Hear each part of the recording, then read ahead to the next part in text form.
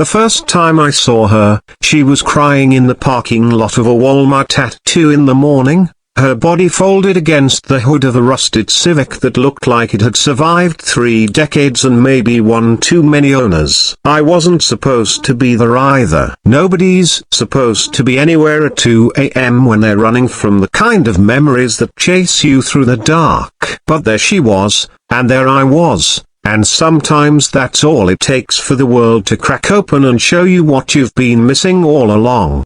I almost kept walking. I had my own problems, my own reasons for wandering through a parking lot when decent people were asleep. My daughter hadn't spoken to me in 8 months. My ex-wife had remarried. I'd lost my job at the factory after 23 years because my hands shook too much to work the press anymore. Some nights, the only thing that kept me going was the thought that tomorrow might hurt a little less than today. But it never did. Still, something about the way she cried stopped me cold. It wasn't loud or dramatic. It was the kind of crying that comes from somewhere so deep you've forgotten it existed. The kind that says you've been holding it together for so long that you've forgotten what falling apart even feels like. "You okay?" I asked, immediately feeling stupid because obviously she wasn't okay. She looked up, and I saw a face that could have been 30 or 50, worn down by the kind of life that ages you from the inside out. Her eyes were red, but there was something fierce in them too, like she was angry at herself for breaking down where someone could see. "My son," she said, her voice cracking.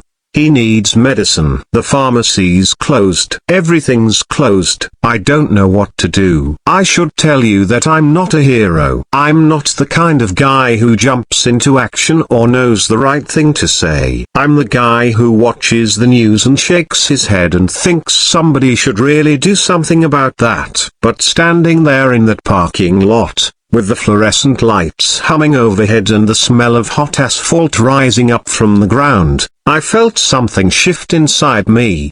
"What kind of medicine?" I asked. Her name was Maria, and her son was 10 years old. Diego. He had asthma, the kind that could turn deadly without warning, and they'd run out of his inhaler that evening. She'd driven to 3 different pharmacies, but her insurance had lapsed when she'd switched jobs, and the out-of-pocket cost was $340. She had $62 in her checking account and wouldn't get paid for another 5 days. "I called everyone," she said, the words tumbling out now like a dam had broken. "My sister, she's got her own kids. My mum's on a fixed income. The emergency room said to try the pharmacy first because it's not life-threatening yet." But what does yet mean? When does yet turn into too late? I thought about my own checking account, the balance that had been dwindling since March. I thought about the rent that was due in a week and the truck payment I was already behind on. I thought about all the reasons I should apologize and walk away and let someone else be the hero this time. Instead,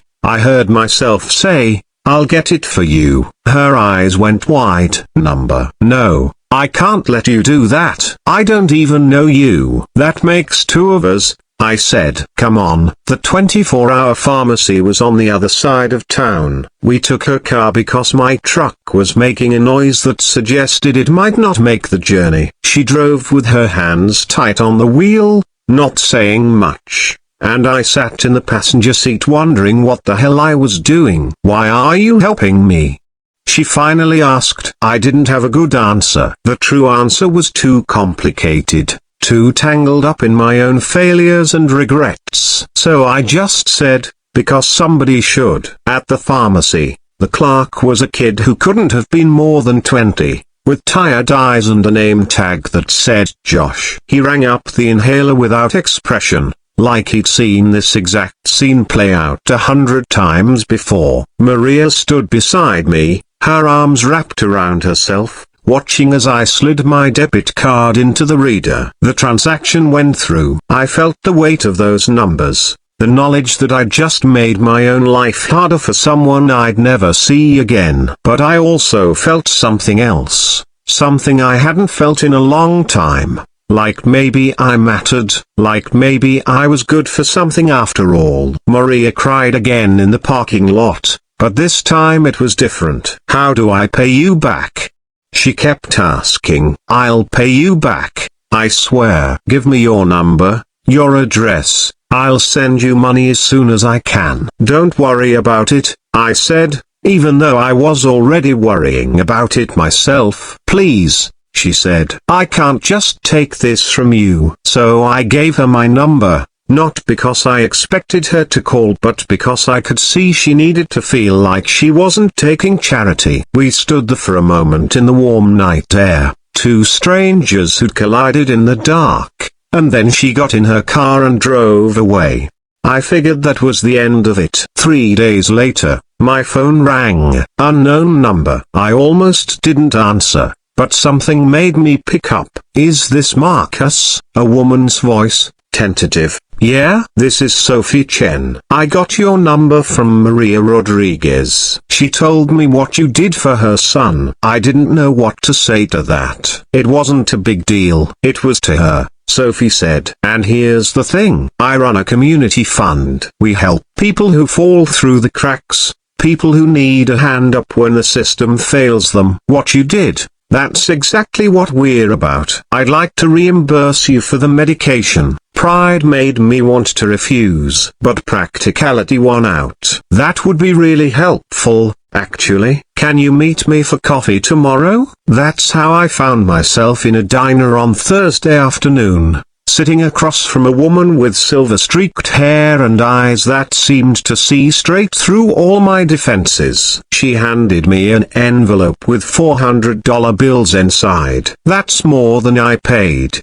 I said. The extras for being a decent human being in a world that doesn't always reward it, she said. Now let me ask you something. Do you want to do it again? Do what again? Help people. We've got a list of folks who need things. Small things, mostly. Rides to doctor appointments. Someone to fix a leaky faucet. Help with a job application. Nothing that costs much, but everything to the people who need it. I thought about my empty apartment and my silent phone and the long evenings with nothing but the TV for company. I'm not really in a position to help anyone, I said. I can barely help myself. Sophie smiled. That's exactly why you're perfect for this. You know what it feels like to need help. You know what dignity costs. I started volunteering the next week. At first, it was just a few hours here and there. I drove an elderly man named James to his chemotherapy appointments. I helped a single mom named Keisha install a car seat she'd gotten from a donation program. I spent an afternoon teaching a veteran named Carlos how to use a smartphone so he could video call his grandkids. The funny thing about helping people is that you think you're giving something away, but really you're getting something back. Every person I met, every small problem I solved,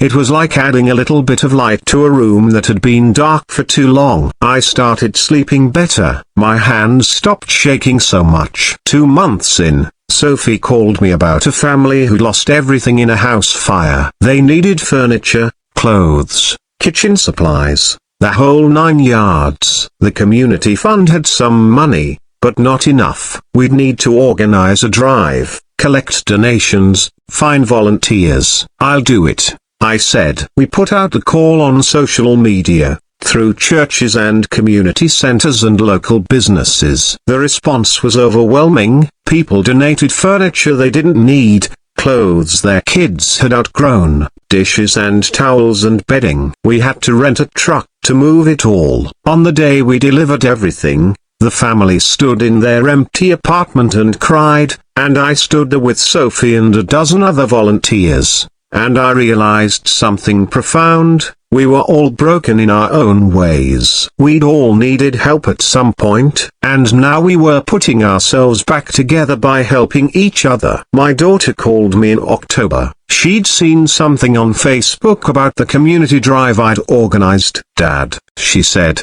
and her voice was tentative, like she was testing out the word after months of silence. "I saw what you've been doing. That's really cool." We talked for an hour. It was awkward at first, tiptoeing around the hurt and the anger and the long silence between us. But by the end, she said she wanted to see me. Maybe we could get coffee. Maybe I could meet her boyfriend. "I'd like that," I said, and meant it. On Thanksgiving, Sophie organized a community dinner. We cooked for 200 people, served turkey and stuffing and pie to anyone who walked through the door. Maria came with Diego, who was healthy and happy and couldn't stop talking about his soccer team. Keisha brought her kids. James came with his daughter. Carlos brought his wife. We filled a church basement with people who'd been strangers just months ago, and now we were something more than that. We were a community. Near the end of the evening,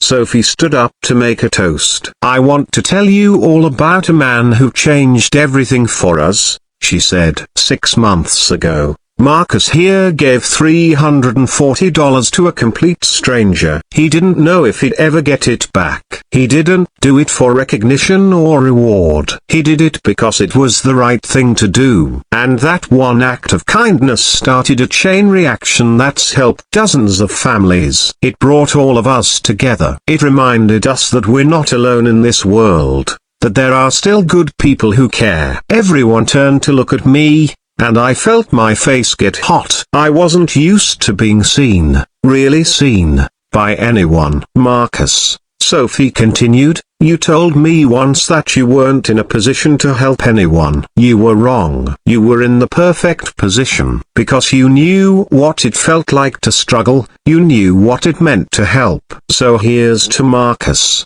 And here's to every person in this room who's chosen kindness over apathy, who's reached out a hand when they could have looked away. You've all saved someone. Maybe you've saved each other." People applauded, and I sat there feeling something I hadn't felt in years: belonging, purpose, worth. After dinner, Maria found me washing dishes in the kitchen. "I never thanked you properly," she said. "You didn't need to." "Yes, I did. You saved my son's life that night. But you also saved mine. I was in such a dark place, Marcus. I felt so alone, so helpless. And then you appeared, and you helped me, and you didn't ask for anything in return. You reminded me that there's still good in the world. You reminded me to hold on." I felt tears prick at my eyes. "You did the same for me," I said quietly. "I just didn't know it at the time." She hugged me then,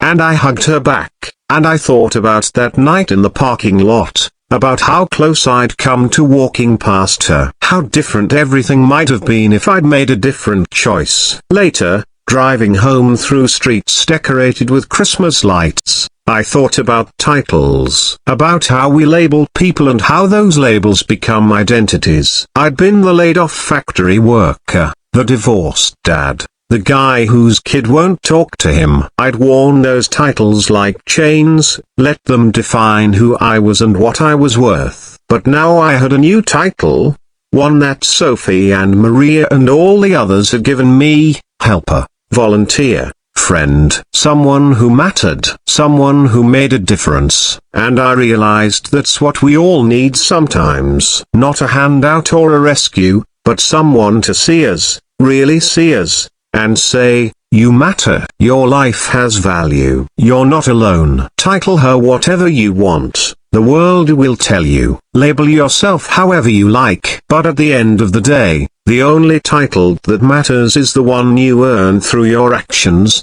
through the way you treat the people nobody else is watching, through the kindness you show when you've got nothing left to give.